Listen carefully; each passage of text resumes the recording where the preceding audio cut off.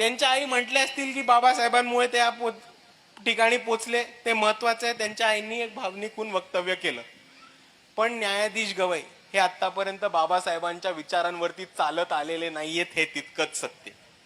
आपण बघितलं असेल तर त्यांच्याच बंधूंनी या महाराष्ट्रामधली आंबेडकरवादी चळवळ विकून खायचं काम रासू गवईंनी केलंय.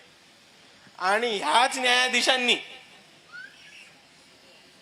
अबकडचा कायदा, वर्गीकरणाचा कायदा, सब क्लासिफिकेशनचा कायदा हा एससीच्या आरक्षणामध्ये आणून एससी आरक्षणाचा पातळीकडे सुरुवात या न्यायाधीशांनी केली.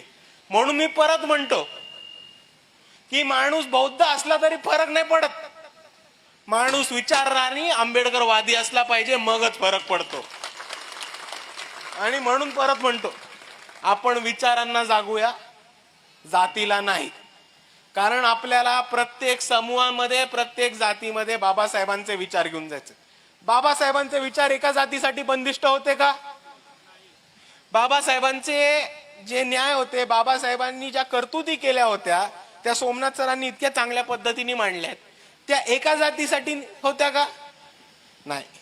मग आपण बाबासाहेबांचं मिशन खऱ्या अर्थाने फेल करू जर आपण त्यांचे विचार आणि त्यांच्या योजना एका जातीसाठी बंदिष्ट ठेवल्या तर.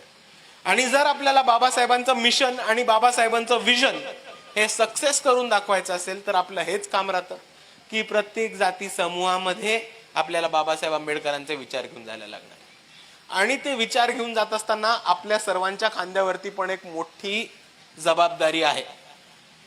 ती जबाबदारी आहे की आपल्या सर्वांना परत एकदा अभ्यास करायला लागणार आहे, आपल्या सर्वांना परत एकदा बाबासाहेबांचं वाचन करायला लागणार आहे. लोकशाही मराठी ऐका, पहा, जागरूक रहा.